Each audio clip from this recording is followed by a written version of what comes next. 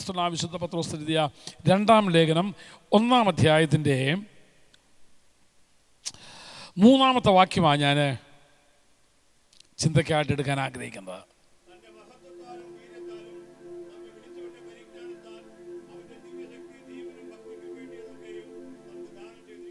വളരെ ശ്രദ്ധിച്ച് വെക്കേണ്ട ഒരു വാക്യമാണ്. വളരെ നിർത്തി കുറച്ചുകൂടെ വളരെ ശ്രദ്ധിച്ചോണം. അതിൻ്റെ 2 പദങ്ങളായിരിക്കും ഞാൻ പോകുന്നത്. തൻ്റെ മഹത്വത്താലും വീര്യത്താലും നമ്മെ വിളിച്ചവൻ. അവിടെ കൊണ്ട് നിർത്താൻ പോവാ. വിളിച്ചവൻ്റെ ഇനിയുണ്ട്, പക്ഷെ ഞാൻ എടുക്കാൻ പോകുന്ന പദം അത്രയേ ഉള്ളൂ. തൻ്റെ മഹത്വത്താലും വീര്യത്താലും നമ്മെ വിളിച്ചവൻ. നമ്മെ വിളിച്ചവൻ ആരാണെന്നുള്ളൊരു ബോധ്യം നമുക്കുണ്ടായിരിക്കണം. നമ്മെ വിളിച്ചവൻ ആരാ? പത്രോസിൻ്റെ 2-ാം ലേഖനത്തിൽ ആവർത്തിച്ച് പറഞ്ഞിരിക്കുന്ന ഒരു പദമുണ്ട്. പരിജ്ഞാനം എന്നൊരു പദം ഇതിനകത്ത് ആവർത്തിച്ച് വരുന്നുണ്ട്. മറ്റേത് ലേഖനങ്ങളെക്കാൾ കൂടുതൽ പരിജ്ഞാനം എന്നൊരു പദം ഇതിനകത്ത് ആവർത്തിച്ച്. പരിജ്ഞാനം എന്ന് പറഞ്ഞാൽ എന്തുവാ? ആദ്യം സഹോദരിമാരോട് ചോദിക്കാം. അവർ ഏറ്റവും അത്യാവശ്യം അവർക്കത് വേണ്ടേ. പരിജ്ഞാനം എന്ന് പറഞ്ഞാൽ എന്തുവാ?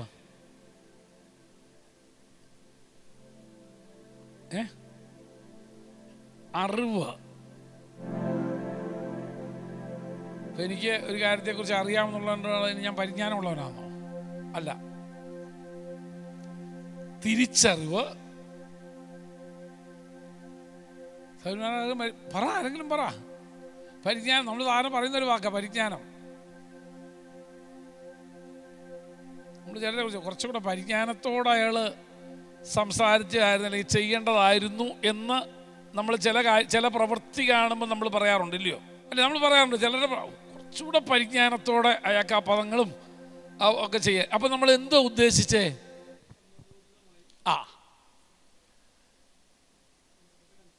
സന്ദർഭത്തിനനുസരിച്ച് പ്രവർത്തിക്കാനുള്ള ഒരു അറിവിനെയാണ് പരിജ്ഞാനം എന്ന് പറയുന്നത്. ഉദാഹരണം, എന്നെ പ്രസംഗിക്കാൻ വിളിച്ചു. ഞാൻ 1 മണിക്കൂറിൻ്റെ പ്രസംഗമായിട്ടാണ് എന്ത് ചെയ്ത് വന്നേക്കുന്നത്. 16 പോയിൻ്റും ഉണ്ട്. 1 മണിക്കൂറിൻ്റെ പ്രസംഗിക്കാൻ വേണ്ടിയാണ് വന്നത്. പക്ഷെ എനിക്ക് എല്ലാം കൂടെ ഒരു കാര്യങ്ങളൊക്കെ നടത്തി വന്നു കൊടുത്തപ്പോൾ എനിക്ക് ആകെ 30 മിനിറ്റേ കിട്ടിയുള്ളൂ. അപ്പോൾ എന്തോ ചെയ്യണം? എൻ്റെ 16-ലെ കുറേ പോയിൻ്റ് വെട്ടിക്കുറച്ച് ആളുകളെ ബോറടിപ്പിക്കാതെ എന്നെ 1 മണിക്കൂർ പ്രസംഗിക്കാനാണ് വിളിച്ചത്, എനിക്ക് അരമണിക്കൂർ തന്നുള്ളൂ. ഇങ്ങനെ ഇവർക്ക് ഒരു പരിജ്ഞാനം വേണ്ടേ വിളിച്ച എന്നെ എന്നൊക്കെ പറയാതെ ഏറ്റവും മാന്യമായിട്ടും ഭംഗിയായിട്ടും കൈകാര്യം ചെയ്യുന്ന ആളെക്കുറിച്ച് നമ്മൾ അയാൾ പരിജ്ഞാനത്തോടെ കൈകാര്യം ചെയ്തു എന്ന് നമ്മൾ പറയും. ഭേദാഭേദങ്ങളെ തിരിച്ചറിഞ്ഞിട്ട് പ്രവർത്തിക്കാനുള്ള കഴിവിനെയാണ് എന്താ പറയുന്നത്? പരിജ്ഞാനമെന്ന് പറയുന്നത്. ഭേദാഭേദങ്ങളെ തിരിച്ചറിയണം. ഞാൻ ആരാ, ഞാൻ എവിടെ നിൽക്കുന്നത്, എനിക്ക് ഏതെല്ലാം. നമ്മൾ അടുക്കള ഭാഷ ആരും ഉപയോഗിക്കാറില്ലല്ലോ നമ്മളിങ്ങനെ വരുമ്പോൾ, ഇല്ലേ? നമ്മൾ പരിജ്ഞാനത്തോടെ എന്തു ചെയ്യും? സംസാരിക്കും. നമ്മൾ പരിജ്ഞാനത്തോടെ എന്തു ചെയ്യും? ഇടപെടും. അപ്പം ഭേദാഭേദങ്ങളെ തിരിച്ചറിഞ്ഞ് പ്രവർത്തിക്കാനുള്ള ഒരു കഴിവിനെയാണ് പരിജ്ഞാനം എന്ന് പറയുന്നത്. അതുകൊണ്ടാണ് പറഞ്ഞത് നിങ്ങളുടെ വീര്യത്തോട് എന്തും കൂടെ വേണം, പരിജ്ഞാനവും കൂടെ വേണം. എൻ്റെ നെറ്റിക്കൊരു കൊതു ഇരിക്കുന്ന കണ്ടു. എന്തോ ചെയ്തു? കൈ ഇരുന്ന് എന്തുമായിരുന്നു? ചുറ്റിക്കായിരുന്നു, അല്ലെങ്കിൽ ചപ്പാത്തി വരുന്നതായിരുന്നു. ഒറ്റ അടിയങ്ങ് വെച്ച് തന്നു. അടിച്ചത് കൊതുവിനെ കൊല്ലാനാ. പക്ഷെ ഞാനാ ബോധം കെട്ടെന്ത് ചെയ്തേ വീണത്. ചെയ്തത് തെറ്റാണോ? നല്ല ഉദ്ദേശത്തോടാ ചെയ്തത്. എന്തുവാ? കൊതുവിൻ്റെ ചോര കുടിക്കുന്നത് കാണാൻ പറ്റാഞ്ഞോണ്ടാ ചെയ്തേ.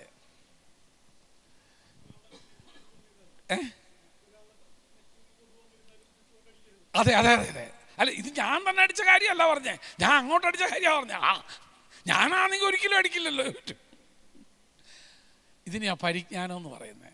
എന്തോ പറയണം, ആരോട് പറയണം. ഇവിടെ നമുക്ക് എന്തോ വേണം? ഞാൻ ആരോട് സംസാരിക്കുന്നു, ഞാൻ എന്തുവാ സംസാരിക്കുന്നേ, ഞാൻ ആരാ എന്നൊരു ബോധ്യം എപ്പോഴും നമുക്ക് ഉണ്ടായിരിക്കണം. അപ്പോൾ ഈ ലേഖനത്തിൽ, പ്രത്യേകിച്ച് പത്രോസിൻ്റെ 2-ാം ലേഖനത്തിൽ ആവർത്തിച്ച് വന്നിരിക്കുന്നൊരു പദമാണ് പരിജ്ഞാനം എന്ന് പറയുന്നത്.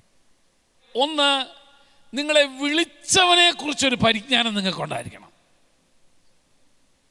വിളിച്ചവനെ കുറിച്ച് പരിജ്ഞാനത്തിന് മറ്റൊരു അറിയേണ്ടത് എല്ലാം അറിയണം. പത്രോസ് അതുകൂടെ രേഖപ്പെടും. ഒന്ന്, നിങ്ങളെ വിളിച്ചവനെ കുറിച്ചുള്ളൊരു പരിജ്ഞാനം നിങ്ങൾക്കുണ്ടായിരിക്കണം. 2, നിങ്ങളുടെ വിളിയെക്കുറിച്ചുള്ളൊരു പരിജ്ഞാനവും നിങ്ങൾക്ക് വേണം. അതെന്തുവാ? അതാ നിങ്ങൾ ആരാന്നൊരു ബോധം. വിളിച്ചവനെ കുറിച്ചൊരു ബോധ്യം വേണം, പരിജ്ഞാനം വേണം. വിളിയെക്കുറിച്ചുള്ള പരിജ്ഞാനം നിങ്ങൾക്കുണ്ടായിരിക്കണം. 3, നിങ്ങളുടെ പ്രതിഫലത്തെക്കുറിച്ചൊരു പരിജ്ഞാനവും കൂടെ നിങ്ങൾക്കുണ്ടായിരിക്കണം. ഈ ജീവിതയാത്രയുടെ അവസാനത്തിൽ ഞാൻ എന്ത് പ്രാപിക്കാനാണ് ഈ ഓടുന്നത്, എന്താ എനിക്ക് വേണ്ടി വെച്ചിരിക്കുന്നത് എന്നൊരു ബോധ്യവും കൂടെ നമുക്ക് ഉണ്ടായിരിക്കണം. അതിലെ ആദ്യത്തെ പോയിന്റ് മാത്രമേ ഞാൻ തൊടുന്നുള്ളൂ. വിളിച്ചവനെ കുറിച്ചുള്ള പരിജ്ഞാനം. അതാ അതിൻ്റെ 3-ാം വാക്യത്തിൽ പറഞ്ഞത്, തൻ്റെ മഹത്വത്താലും വീര്യത്താലും നമ്മെ വിളിച്ചവൻ. അപ്പം നമ്മളെ വിളിച്ചവൻ ആരാ?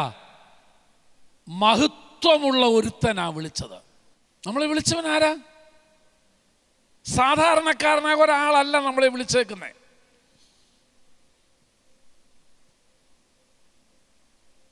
നമ്മെ വിളിച്ചവൻ മഹത്വപൂർണനാണെന്ന് ഒരു ബോധ്യം വേണം. അപ്പോസ്തലനായ പൗലോസ് അത് വെളിപ്പെടുത്താൻ ശ്രമിക്കുന്നുണ്ട്. ഫിലിപ്പി ലേഖനത്തിൽ പറയുന്നു, പിതാവിനോടുള്ള തൻ്റെ സമത്വം മുറുകെ പിടിച്ചുകൊള്ളണമെന്ന് വിചാരിക്കാതെ, സാക്ഷാൽ ദൈവമായിരുന്നവനാ നമ്മെ വിളിച്ചത്. കൃപയും സത്യവും നിറഞ്ഞവനായി പത്രോസ് അപ്പോസ്തലൻ പറഞ്ഞു, അവൻ്റെ തേജസ് ഞങ്ങൾ കണ്ടതാ. തേജോപൂർണനായ ഒരുത്തൻ മറുരൂപമലയിൽ ചെന്നപ്പോഴാ തങ്ങളുടെ കൂടെ ഇത്രയും നാൾ നടന്ന ഈ മനുഷ്യൻ ആരാരെന്നുള്ള ഒരു പൂർണ്ണ വെളിപ്പാട് പത്രോസ് പ്രാപിക്കുന്നത്.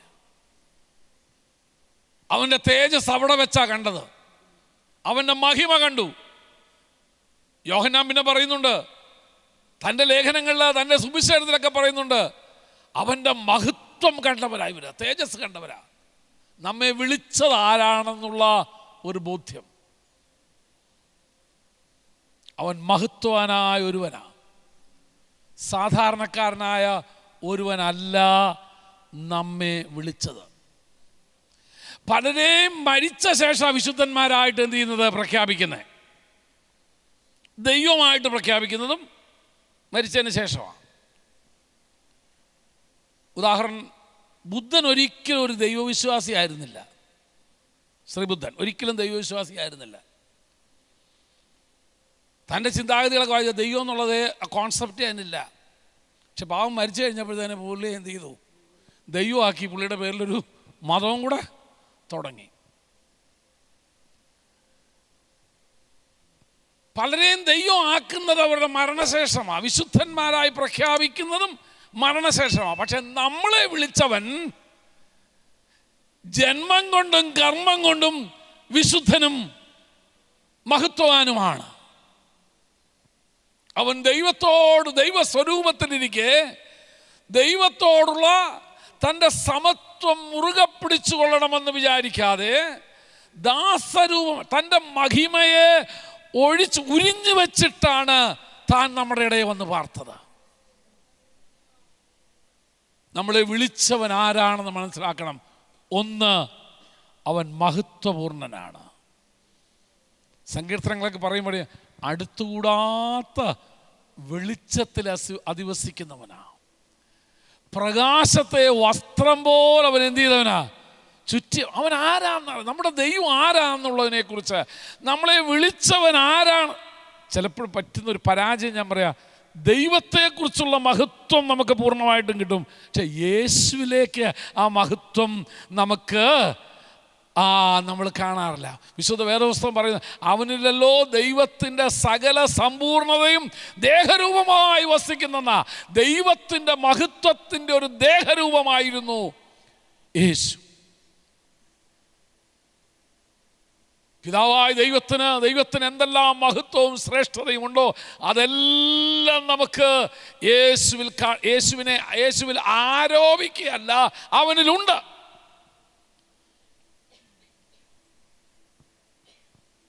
ആരോപണമല്ല ഇത്, അവനിൽ ഉണ്ട്, അവനിൽ വസിക്കുന്നു. ദൈവത്തിൻ്റെ സകല മഹത്വത്തോടും കൂടെ ദേഹരൂപത്തിൽ ജീവിച്ച ഒരുവനാണ് നമ്മുടെ യേശു. പത്രോസ് അപ്പോസ്തലൻ അതുകൊണ്ട് പറയുകയാണ്, നിങ്ങളെ വിളിച്ചവൻ്റെ മഹത്വത്തെക്കുറിച്ചുള്ളൊരു ബോധ്യം നമുക്കുണ്ടായിരിക്കണം. നമ്മൾ ആരാധനയ്ക്കായിട്ട് കടന്നു വരുമ്പോൾ നമ്മുടെ മധ്യേ ഉള്ളവൻ ആരാണെന്നുള്ള ബോധ്യം നമുക്കുണ്ടായിരിക്കണം. അവിടുത്തെ മഹത്വത്തിനനുസരണമായിരിക്കുന്ന വാക്കുകളും പദങ്ങളും മാത്രമേ നമ്മളിന്ന് വരാൻ പാടുള്ളൂ. അവൻ നമ്മുടെ മധ്യേ ഉണ്ട് എന്നൊരു ബോധ്യം നമുക്കുണ്ടെങ്കിൽ അവൻ്റെ നാമത്തിന് തക്ക മഹത്വം നമ്മൾ എന്ത് ചെയ്യണം? അവൻ കൊടുക്കണം. അവൻ മഹത്വത്തിന് യോഗ്യനാ, അവൻ മഹത്വത്തിൽ വസിക്കുന്നവനാ, അവൻ മഹത്വവാനാ. അപ്പോൾ പത്രോസ് അപ്പോസ്തലന് വിശ്വാസികൾക്ക് ഒരു ഉത്ബോധ്യം നൽകി കൊടുക്കുകയാണ്. Never ever lose the glory of Jesus from your life. നിങ്ങളുടെ ജീവിതത്തിൽ നിന്ന് ഒരിക്കലും നിങ്ങളുടെ വിളിച്ചവനെ കുറിച്ചുള്ള ആ മഹത്വത്തെക്കുറിച്ചുള്ള ബോധ്യം നിങ്ങൾക്ക് എന്ത് ചെയ്യരുത്? നഷ്ടമായി പോകരുത്. എങ്ങനെയും വരേണ്ട ഒരു ഇടമല്ല ദൈവത്തിൻ്റെ സാന്നിധ്യം. പുതിയ നിയമസഭയിൽ അല്ലെങ്കിൽ പുതിയ നിയമ ആരാധനാലയങ്ങളെ ഇങ്ങനെ മൂന്നായിട്ട് വിവരിച്ചിട്ടില്ല. പ്രാകാരം, വിശുദ്ധ സ്ഥലം, അതിപരിശുദ്ധ സ്ഥലം ഒന്നുമില്ല. അവൻ്റെ രക്തത്താൽ വിശുദ്ധീകരണം പ്രാപിച്ച നമുക്ക് ധൈര്യത്തോടെ അവൻ്റെ അടുക്ക ചെല്ലാനുള്ള പ്രാഗൽഭ്യം ദൈവം നമുക്ക് തന്നിട്ടുണ്ട്. സ്വാതന്ത്ര്യം ദൈവം നമുക്ക് തന്നിട്ടുണ്ട്. നമ്മളെ വിശുദ്ധീകരിക്കുന്നത് സ്ഥലത്തെ അല്ല വിശുദ്ധീകരിക്കുന്നത്. നിങ്ങളെൻ്റെ ഒപ്പം ഉണ്ടെന്ന് ഞാൻ വിചാരിക്കുന്നു. പലപ്പോഴും ആളുകൾ ചോദിക്കാറുണ്ട്, ആലയ പ്രതിഷ്ഠയ്ക്ക് വേണ്ടി. ഞാനൊരു കാര്യം പറയാം, ഇവിടെ ദൈവത്തെ കുടിയിരുത്താൻ വേണ്ടി ഒരു സ്ഥലം പണിതേക്കുകയല്ല, ദൈവമക്കൾക്ക് കൂടി വരാൻ വേണ്ടിയുള്ള സ്ഥലമാണ് ഇത്. നമ്മളുള്ള വ്യത്യാസം മനസ്സിലായോ? ദൈവത്തെ കുടിയിരുത്തുകയല്ല നമ്മളെല്ലാവരും കൂടെ നാളെ ചെന്ന് പാട്ടൊക്കെ പാടി തമ്പേറൊക്കെ അടിച്ച് സ്തോത്രമൊക്കെ പറഞ്ഞ് നമ്മൾ ദൈവത്തെ എന്ത് ചെയ്യല്ലേ? അവിടെ കുടിയിരുത്തുകയല്ല, പകരം ദൈവമക്കൾക്ക് കൂടി വരാനുള്ള ഇടമാത്. ഈ ദൈവമക്കൾ ചെല്ലേണ്ടത് എങ്ങനെയാ? അവൻ്റെ മഹത്വത്തെക്കുറിച്ചുള്ള ബോധ്യം പ്രാപിച്ചു വേണം നമ്മൾ ചെല്ലാനായിട്ട്. ഞാൻ ജീവനുള്ള ദൈവത്തിൻ്റെ അടുക്കലേക്ക്, വിശുദ്ധനായ ദൈവത്തിൻ്റെ അടുക്കിലേക്ക്, ദൈവ സാന്നിധ്യത്തിലേക്ക് അവിടുന്നാണ് ഞങ്ങളുടെ മധ്യേ കടന്നു വരുന്നതെന്നുള്ള ബോധ്യത്തോടെ ആ പരിജ്ഞാനം നമുക്ക് വന്നു കഴിഞ്ഞാൽ, ഏത് പരിജ്ഞാനം? ദൈവത്തെക്കുറിച്ചുള്ളൊരു പരിജ്ഞാനം നമുക്ക് വന്നു കഴിഞ്ഞാൽ നമ്മുടെ ആരാധനയുടെ രീതി മാറും. അടുത്ത് നിൽക്കുന്നവനോടുള്ള നമ്മുടെ മനോഭാവത്തിനും വ്യത്യാസം ഉണ്ടായിരിക്കും. കാരണം ദൈവത്തെക്കുറിച്ചുള്ളൊരു പരിജ്ഞാനം എൻ്റെ ജീവിതത്തിൽ വന്നു കഴിഞ്ഞു. അപ്പോൾ പത്രോസ് അപ്പോസ്തലൻ ഇവിടെ പറയുകയാണ്, നിങ്ങളെ വിളിച്ചവൻ മഹത്വവാനായ ദൈവമാണ്. എങ്ങനെയോ നമുക്കൊരു ധാരണ, അവനെങ്ങനെ മഹത്വത്തിൽ അധിവസിക്കുന്നു എന്ന് പറയുമ്പോൾ നമ്മൾ പുള്ളീനെ എവിടാണ്ട് അങ്ങ് അറ്റത്ത് ഏതാണ്ട് അപ്പ് ഇൻ ദ സ്കൈ എന്ന് പറഞ്ഞൊരു ഭാഗത്തിൽ അല്ലല്ലല്ലല്ല. ഈ മഹത്വത്തിൽ അവൻ അധിവസിക്കുന്നത് നമ്മുടെ ഇടയിൽ തന്നെ. നമ്മൾ അവൻ്റെ അടുത്തേക്കാണ് ചെല്ലുന്നേക്കുന്നത്. അവനെന്നുള്ള പദം തന്നെ ഒരു ശരിയല്ല, എങ്കിലും ഭാഷാപ്രയോഗത്തിൻ്റെ പരിമിതി ഉപയോഗിച്ചുകൊണ്ട് തന്നെ അത് പറയുന്നേ. അവിടുന്ന് മഹത്വനായ ദൈവമാണ്, മഹത്വനായ ദൈവം. പത്രോസ് അപ്പോസ്തലന് ഇതിനെക്കുറിച്ചൊരു ബോധ്യം ജനത്തിന് നൽകി കൊടുക്കുക. ദൈവത്തെക്കുറിച്ചുള്ള നമ്മുടെ കാഴ്ചപ്പാടിൽ നമുക്ക് ഇങ്ങനൊരു ബോധ്യമുണ്ട്, അവൻ മഹത്വവാനാണെന്ന്. ഞാനിവിടെ ഒരു കാര്യം, അവൻ മഹത്വത്തിന് യോഗ്യൻ എന്നുള്ളത് മാത്രം അതല്ല ഇവിടെ ഉദ്ദേശിക്കുന്നത്. ഹി ഈസ്, അവൻ അങ്ങനാ, അവൻ മഹത്വപൂർണനാണ്, അവൻ മഹത്വവാനാണ്. അവൻ മഹത്വവാനായതുകൊണ്ടാണ് ഞാൻ എന്ത് ചെയ്യുന്നത്, അവനെ മഹത്വത്തിന് യോഗ്യനായിട്ട് ഞാൻ എന്ത് ചെയ്യുന്നത്, കാണുന്നത്. നമ്മുടെ ദൈവശാസ്ത്രത്തിൽ അല്ലെങ്കിൽ ദൈവത്തെക്കുറിച്ചുള്ള ബോധ്യത്തിൽ ഈ ഒരു ആശയം നമുക്കുണ്ടായിരിക്കണം. ഞാൻ സേവിക്കുന്ന എൻ്റെ ദൈവം, ഞാൻ ആരാധിക്കുന്ന എൻ്റെ ദൈവം മഹത്വവാനായ ദൈവമാണ്.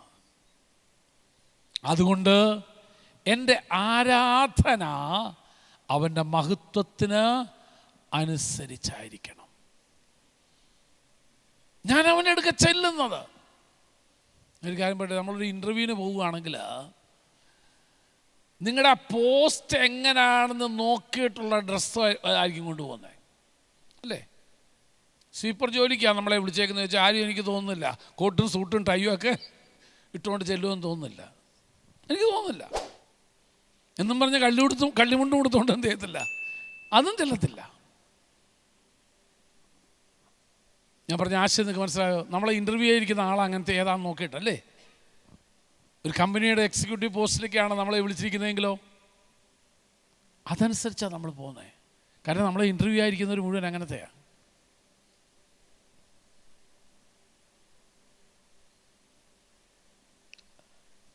അതിനൊത്തിരി പ്രത്യേകതയുണ്ട്. ദ അപ്പിയറൻസ്, നിന്റെ അപ്പിയർ എന്ന് പറഞ്ഞ അപ്പിയറൻസ് എന്നുള്ളതിന് നിന്നെ കാണുമ്പോൾ അറിയാം നീ എന്തോത്തിനാ വന്നേക്കുന്നത്. മഹത്വനായ ദൈവത്തെ ആരാധിക്കാൻ പോകുമ്പോൾ, മഹത്വത്തിൽ അധിവസിക്കുന്ന ദൈവത്തെ നിങ്ങളൊരു കാര്യം ശ്രദ്ധിച്ചോ, മുൾപ്പടർപ്പ് കത്തുന്ന തീയ് മോശയെ ആകർഷിക്കുക. മോശയ്ക്ക് അതൊരു തീ മാത്രമാണ്. മുൾപ്പടർപ്പ് കത്തുന്നു. പക്ഷെ സംതിങ് അൺയൂഷ്വൽ, എന്തോ അസാധാരണമുണ്ട്. അതെന്തെന്ന് കാണാൻ വേണ്ടിയാ ചെല്ലുന്നേ. അടുത്ത് വരുമ്പോഴത്തേന് മുൾപ്പടർപ്പിൽ നിന്നൊരു ശബ്ദം, മോശേ നീ നിൽക്കുന്ന ഭൂമി വിശുദ്ധ ഭൂമി ആയതുകൊണ്ട് കാലിൽ നിന്ന് ചെരുപ്പൂരി കളഞ്ഞു വാ. You are entering to the holy grounds. നീ വിശുദ്ധ ഭൂമിയിലേക്കാണ് നീ പ്രവേശിക്കുന്നത്. നീ ദൈവത്തിന്റെ സാന്നിധ്യത്തിലേക്കാണ് പ്രവേശിക്കുന്നത്. നീ മഹത്വനായ ഒരുവന്റെ അടുക്കലേക്കാണ് നീ എന്ത് ചെയ്യുന്നത്, പ്രവേശിക്കുന്നത്. ദൈവിക മഹത്വത്തെ നമുക്ക് ഗ്രഹിപ്പാൻ കഴിഞ്ഞാൽ, ദൈവിക മഹത്വത്തെ നമ്മുടെ ജീവിതത്തിൽ നമുക്ക് ഉൾക്കൊള്ളാൻ കഴിഞ്ഞാൽ, അല്ല അതിനെക്കുറിച്ചൊരു വെളിപ്പാടും അതിനെക്കുറിച്ചുള്ളൊരു അറിവും നമുക്ക് ലഭിച്ചു കഴിഞ്ഞാൽ, നമ്മുടെ ജീവിതത്തിൻ്റെ വസ്ത്രധാരണ രീതി മാറും, സംസാര രീതി മാറും, ജീവിത ശൈലി മാറും, ആൾ മാറിയവരെ പോലെ നമ്മളായിത്തീരും. ദമസ്കോസിൻ്റെ പടിവാതിൽക്കൽ വെച്ച് ശൗലിന് ദൈവം ആരാണെന്നുള്ളൊരു വെളിപ്പാട് കിട്ടി. അവനാകെ രൂപാന്തരപ്പെട്ടു, ജീവിതം സമ്പൂർണമായി മാറ്റപ്പെട്ടു. ഒരു കാര്യം പറയാം, കാണേണ്ടവനെ കാണേണ്ടതുപോലെ കണ്ടു കഴിഞ്ഞാൽ നിന്റെ ജീവിതത്തിൽ എന്നാ മാറ്റം വരുത്തണമെന്നാരും പറയണ്ട. അവൻ്റെ പ്രഭ, അവൻ്റെ മഹത്വം തന്നെ നിന്റെ ജീവിതത്തെ ക്രമീകരിച്ചുകൊള്ളും. ഞാനിവിടെ ഉദ്ദേശിക്കുന്ന അവൻ്റെ മഹത്വം, വിളിച്ചവൻ്റെ മഹത്വത്തെക്കുറിച്ച് അറിയുന്നത് ഏറ്റവും നല്ലതാണ്. അതിന് എന്ത് ചെയ്യണം? ഈ ദിവസങ്ങളിൽ ഉപവാസത്തോടും പ്രാർത്ഥനയോടും കർത്താവിൻ്റെ അടുക്കിലേക്ക് ഒന്ന് ചെല്ലുക. കർത്താവേ, എനിക്ക് നിന്നെ ഒന്ന് അറിയണം എന്നുണ്ട്. I want to know you. എനിക്ക് നിന്നെ ഒന്ന് അറിയണം. ദൈവമായിട്ട് അഭിമുഖം ചെയ്ത മോശയ്ക്ക് ഒരു ജീവിതത്തിലൊരു ആഗ്രഹം ഉണ്ടായി. എനിക്ക് ദൈവത്തെ ഒന്ന് കാണണം. എന്നും അവൻ്റെ ശബ്ദം കേൾക്കുന്നതാ. ദൈവത്താൽ വിളിച്ചിറക്കപ്പെട്ടതാ ഈ മോശ. ജീവിതത്തിൽ ഈ ദൈവശക്തിയോട് ഒത്തിരി കാര്യങ്ങളൊക്കെ ചെയ്തതാ. പക്ഷെ there is something more in him. അവനെ അറിയേണ്ടവണ്ണം അറിയാൻ എനിക്ക് ഇതുവരെയും കഴിഞ്ഞിട്ടില്ല. ശ്രദ്ധിച്ചിട്ടുണ്ടോ? അപ്പോസ്തലനായ പൗലോസ് ഒരിക്കൽ പ്രാർത്ഥിച്ചു, എനിക്ക് അവനെയും അവിടുത്തെ മരണത്തോടൊന്ന് അനുരൂപപ്പെട്ടിട്ട് അവിടുത്തെയും അവിടുത്തെ പുനരുദ്ധാനത്തിൻ്റെ ശക്തിയെയും, അതാണ് അവിടുത്തെ കഷ്ടാനുഭവം എന്ന് പറഞ്ഞാൽ, ഞാൻ ഒരിക്കൽ പറഞ്ഞില്ല, യേശു ക്രൂസിൽ കിടന്നപ്പോൾ എന്തായിരുന്നു അവൻ്റെ ആ അനുഭവം? അടിക്കപ്പെട്ടപ്പോൾ, ചമ്മട്ടി കൊണ്ട് അടിക്കപ്പെട്ടോ, അവൻ്റെ കഷ്ടാനുഭവങ്ങളിലൂടെ കടന്നു പോയപ്പോൾ എന്തായിരുന്നു അവൻ്റെ ഹൃദയത്തിലുണ്ടായിരുന്നത്, എങ്ങനായിരുന്നു എന്ന് കർത്താവ് എനിക്ക് അതൊന്ന് അറിഞ്ഞാൽ കൊള്ളാം. അതെനിക്കൊന്ന് അവിടെ ഉപയോഗിച്ചിരിക്കുന്ന പറഞ്ഞാൽ എപ്പിനോസിസ് എന്ന പദമാണ്. എന്ന് പറഞ്ഞാൽ അനുഭവിച്ചറിയണമെന്നാണ്. അവൻ അനുഭവിച്ചറിയാൻ ദൈവം ഭാഗ്യം കൊടുത്തു. എൻ്റെ ഭാഷയിൽ പറഞ്ഞാൽ പൗലോസ് ചോദിച്ചു വാങ്ങിച്ചത് അതൊക്കെ. എന്നിട്ട് അവസാനം പറഞ്ഞു, ദൈവം ഇനി ആരും എന്നെ ശല്യം ചെയ്യലേ, ഞാൻ ക്രിസ്തുവിൻ്റെ ചൂടടയാളം എൻ്റെ ശരീരത്തിൽ ഞാൻ വഹിച്ചുകൊണ്ടിരിക്കുകയെന്ന് പറഞ്ഞു. ദമസ്കോസിൻ്റെ പടിവാതിൽക്ക് വെച്ച് യേശുവിനെ കണ്ടു, ദൈവമായിട്ടൊരു അനുഭവം ഉണ്ട്. പക്ഷേ അവൻ്റെ ജീവിതത്തിൽ കുറച്ചുകൂടി ഒരു ആഗ്രഹം, I want to go a little bit more deeper. എനിക്ക് കുറച്ചുകൂടെ ഒന്ന് ആഴത്തിൽ യേശുവിനെ അറിയണം. അതേതാ? തൻ്റെ കഷ്ടാനുഭവങ്ങളിലൂടെ I want to walk through. അതിലൂടെ ഒന്ന് കടന്നു പോകാൻ എനിക്ക് ആഗ്രഹമുണ്ട്. കുറേ നാളുകൾക്ക് മുമ്പ്, ഇപ്പോൾ ആണെങ്കിൽ പുറത്തിറങ്ങാൻ കാണില്ല, യാക്കോബ് കല്ല് തലങ്ങണയായിട്ട് വെച്ചു എന്നൊരു ഭാഗം എപ്പോഴെങ്കിലും ചെയ്തിട്ടുണ്ടോ? ഒന്ന് ചെയ്ത് നോക്കണം. വെട്ടുകല്ലെടുത്ത് വയ്ക്കായിരിക്കും. അതിങ്ങനെ ചെത്തി വെടിപ്പാക്കിയതാ. അവിടെ ചെന്നപ്പോൾ അങ്ങനൊന്നും ഇല്ലായിരുന്നു. അവിടെ കണ്ട് കിടന്ന ഒരു ഷെയ്പ്പില്ലാത്ത കല്ല്. അതൊന്നറിയാൻ ഞാനും ആഗ്രഹിച്ചു ഒരു ദിവസം. ചുമ്മാ അവിടെ കിടന്നു, വാഴാനി താമസിക്കുമ്പോഴാണ് അവിടെ വട്ടൊക്കെ കാണിക്കായിരുന്നു എനിക്ക്. അവിടെ കിടന്നിരുന്നൊരു കല്ലെടുത്ത്, രാത്രി ഉറങ്ങിയില്ല, ദർശനം തനിയെ കാണുമെന്ന് ഉറപ്പാന്ന് കണ്ടതുകൊണ്ടാണ് പറയുന്നേ. അതൊന്നും അറിഞ്ഞാൽ കൊള്ളാമെന്ന് എനിക്കൊരു ആഗ്രഹം തോന്നി. മറ്റൊന്നും ഞാൻ ഇതുവരെ ആഗ്രഹിച്ചിട്ടില്ല. ഏതാ പൗലോസ് പറഞ്ഞ പോലെ കഷ്ടാനുഭവങ്ങളുടെ കൂട്ടായ്മയ്ക്കൊന്നും ഞാൻ ഇതുവരെ എന്ത് ചെയ്തിട്ടില്ല, പ്രാർത്ഥിക്കാൻ അതിനുള്ള അറിയത്തില്ല. ഞാൻ പറഞ്ഞതിൻ്റെ ആശയം നിങ്ങൾക്ക് മനസ്സിലായോ? പൗലോസ് പറയുക, I want to know him a little bit more. എനിക്ക് കുറച്ചുകൂടെ ഒന്ന് യേശുവിനെ അടുത്തറിയണം. ക്രിസ്തുവിൻ്റെ ശരീരത്തിൽ കുറവായിരിക്കുന്നത് എന്ന് പറഞ്ഞാൽ യേശു ക്രിസ്തു അനുഭവിക്കാത്ത കഷ്ടങ്ങളും കൂടെ പൗലോസ് എന്ത് ചെയ്തു? എൻ്റെ ഭാഷയിൽ പറഞ്ഞാൽ 3.5 വർഷം പുള്ളിക്ക് കർത്താവിന് ഇതൊക്കെ അനുഭവിക്കേണ്ടി വന്നുള്ളൂ. പൗലോസ് അനുഭവിച്ച എത്ര വർഷങ്ങളാണെന്നറിയാമോ? അതിൻ്റെ പട്ടിക നീട്ടി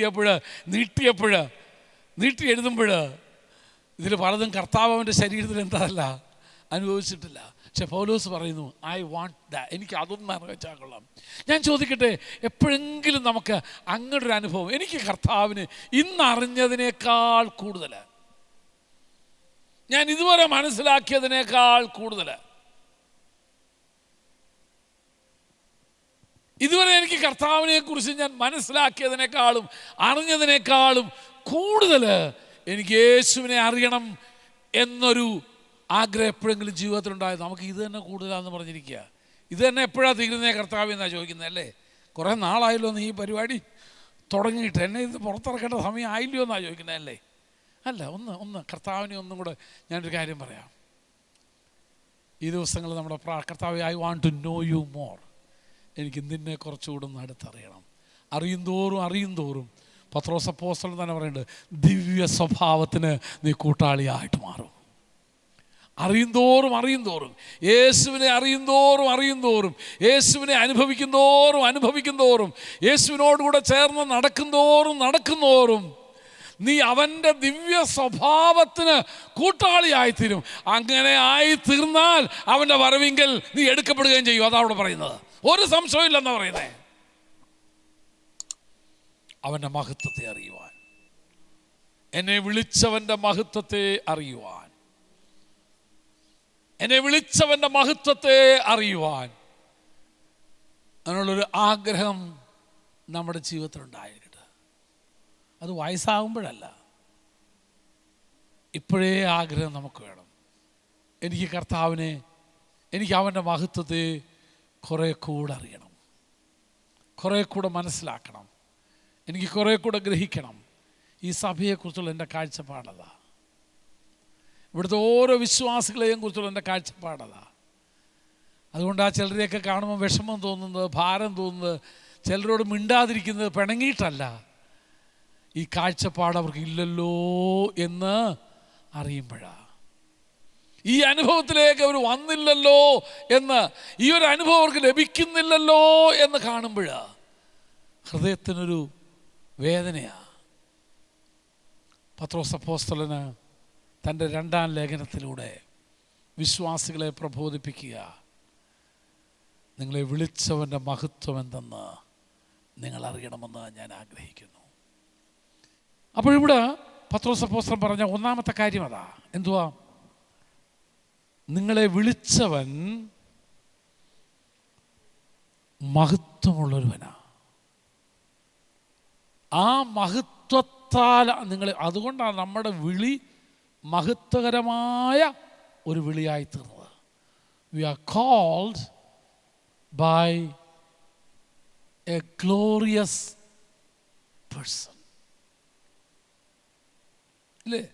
നമ്മളെ ആരാ വിളിക്കുന്നതനുസരിച്ചാണ് നമ്മുടെ ഗമയുള്ളത്. ആണ്. നിങ്ങളൊരു വലിയ ഫംഗ്ഷന് ചെല്ലുമ്പോൾ നിങ്ങളെ വിളിച്ചേക്കുന്നേ അതെൻ്റെ പ്രസിഡൻറ്റ് തന്നെ നിങ്ങളെ വിളിച്ചതെന്ന് പറഞ്ഞു കഴിഞ്ഞാൽ നിങ്ങൾ ഈ പമ്മിയൊന്നും അവിടെ പോകത്തില്ല. കാര്യം എന്നാ? നിങ്ങളെ ആരാ വിളിച്ചതെന്ന് നിങ്ങൾക്കറിയാം. അദ്ദേഹം നിങ്ങളോട് പറഞ്ഞിട്ടുണ്ടോ, സാറ് വരുമ്പോൾ ഒന്നും പേടിക്കേണ്ട, നേരെ അങ്ങ് പോരേന്ന് പറയും. അപ്പം ഞാൻ അവിടെ ചെന്ന് പമ്മി ഒന്നും നിൽക്കത്തില്ല. കാര്യം എന്നാ? എന്നെ വിളിച്ചത് ആരാന്ന് എനിക്കറിയാം. എന്നെ വിളിച്ചത് അവിടുത്തെ സാധാക്കാരൊന്നും അല്ല, അവിടുത്തെ ദാസനൊന്നും അല്ല വിളിച്ചേക്കുന്നേ. എന്നെ വിളിച്ചത് ആരാന്നറിയാം. നമ്മെ വിളിച്ചത് തൻ്റെ മഹത്വത്തോടെയാണ് നമ്മളെ വിളിച്ചേക്കുന്നത്. He called us in his glory.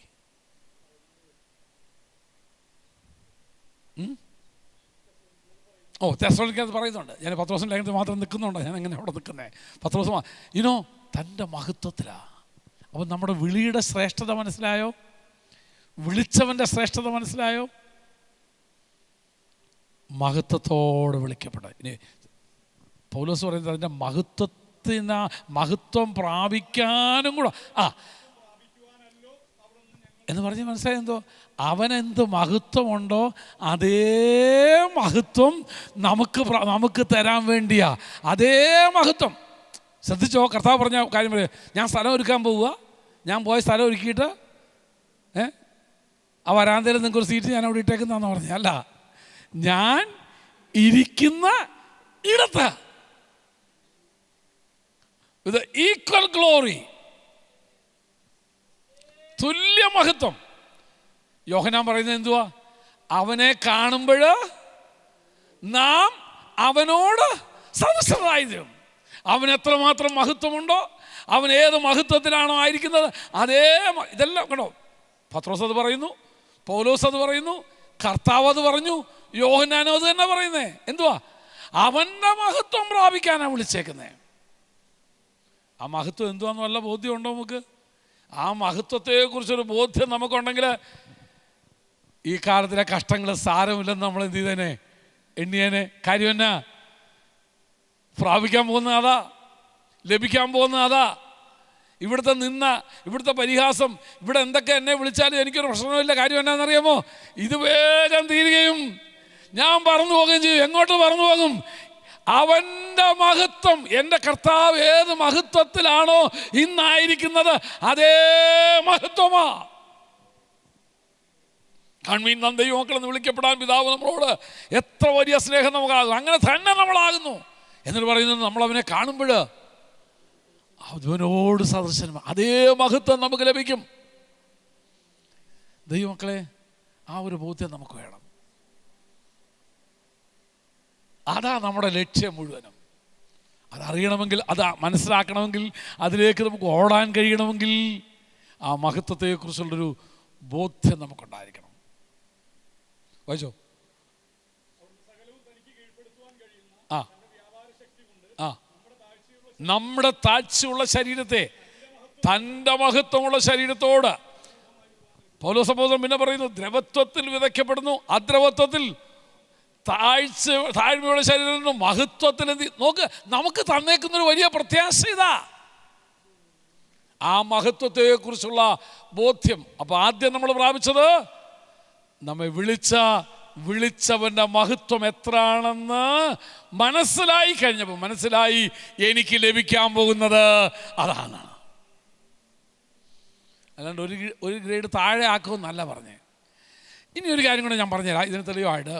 മുടിയനായ പുത്രൻ അപ്പൻ്റെ ഭവനത്തിലേക്ക് മടങ്ങി വരുമ്പോൾ അപ്പൻ അവനെ സ്വീകരിക്കുന്നത് എങ്ങനെയാണെന്നറിയാമോ? ഒരു തെറ്റും ചെയ്യാത്തവനെ പോലെ. ഇതുവരെ ജീവിതത്തിൽ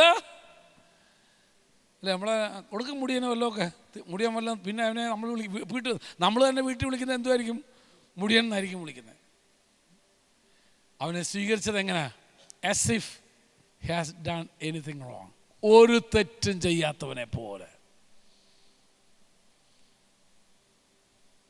ഒരു തെറ്റും ചെയ്യാത്തവനെ പോലെ. കൈക്ക് മോതിരം കൊടുക്കുന്നു, കാലിന് ചെരുപ്പ് കൊടുക്കുന്നു, വിലയേറിയ അങ്കി കൊടുക്കുന്നു, തടിപ്പിച്ച മുറക്കത്തെ ഇവന് വേണ്ടിയിട്ടോ? യാ,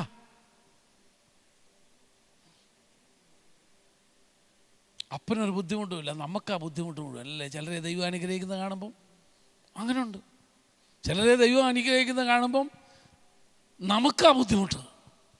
കൊടുത്ത ദൈവം നമ്പരാന് ഒരു പ്രയാസവും ഇല്ല. ഇവനെന്താ ബുദ്ധിമുട്ട്? ഇവനെന്തിനാ ബുദ്ധിമുട്ടുന്നത്? ഇവൻ്റെ അല്ലല്ലോ എടുത്ത് കൊടുത്തത്.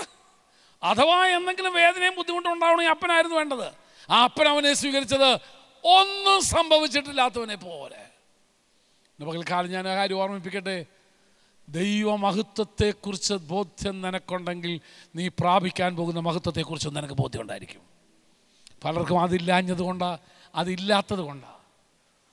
പ്രാപിക്കാൻ പോകുന്ന തേജസ്സും പ്രാപിക്കാൻ പോകുന്ന മഹത്വവും ദൈവം നമുക്ക് തരാൻ പോകുന്ന പ്രതിഫലത്തെക്കുറിച്ച് ബോധ്യമില്ലാതെ വരുമ്പോഴാണ് ദേമാസിൻ്റെ കൂട്ടുകാരായിട്ട് നമ്മൾ മാറുന്നത്. ആരാ ദേമാസ്? ഈ ലോകത്തെ സ്നേഹിച്ച് എന്നെ വിട്ടുപോയി. അവൻ നോക്കിയപ്പോൾ ഇയാളുടെ ജീവിതത്തിൽ അടിയും കുത്തും തല്ലും തവിട്ടും തടവും അല്ലാതെ ഒന്നുമില്ല. ഇനി ചത്താവല്ലോ ഇവൻ്റെ നിന്ന് കിട്ടാൻ നോക്കിക്കഴിഞ്ഞാൽ ആകെ ഉള്ളത് എന്തുവാ? 2-3 തോൽച്ചെരുപ്പ്, ഒരു പുതപ്പുണ്ട്. ഇത് ആർക്ക് വേണം? കാലശേഷമെങ്കിലും വല്ലോ ഇവൻ്റെ നിന്ന് കിട്ടുമെന്ന് വിചാരിച്ചാൽ അതുമില്ലെന്നേ. എന്തുവായിരുന്നു ആകെ ഉണ്ടായിരുന്നത്? കർപ്പോസ്. അതും വല്ലയിടത്തും ഇരിക്കുക. ഇനി അവൻ കൊടുത്തിട്ട് വേണം കേട്ടോ. അതും കർപ്പോസിൻ്റെ പക്കലായിരിക്കുന്നത്. ആകെ ഉള്ളത് എന്തുവാ? ചില ചർമ്മലിഖിതങ്ങളും ഒരു പുതപ്പും മാത്രം. ഇതിനും വേണ്ടി ഇവൻ്റെ പിന്നാലെ നടന്നിട്ടൊരു കാര്യമില്ല. ഗേഹസിയെ പോലെ നേരത്തെ കിട്ടിയ അവസരം പാഴാക്കാതെ പോവുക നല്ലതെന്ന് വിചാരിച്ച് എന്തോ ഈ ലോകത്തിലേക്ക്. ഇത് പഴയ നിയമത്തിലും പുതിയ നിയമത്തിലും ഉണ്ട് കേട്ടോ, ഇങ്ങനെയുള്ളവരൊക്കെ ഈ കാലഘട്ടത്തിലും ഉണ്ട്. കാര്യമെന്നാ? തങ്ങൾക്ക് ലഭിപ്പാൻ പോകുന്ന തങ്ങളെ വിളിച്ചവൻ്റെ മഹത്വത്തെക്കുറിച്ചുള്ള ബോധ്യം അവർക്കില്ലാതെ പോയി. അതിനെക്കുറിച്ച് പൂർണ്ണ ബോധ്യം പ്രാപിച്ചവന് അവൻ തന്ന വാഗ്ദത്തം എന്തുവാ? ഞാനിരിക്കുന്നിടത്ത് അവനെ പോലെ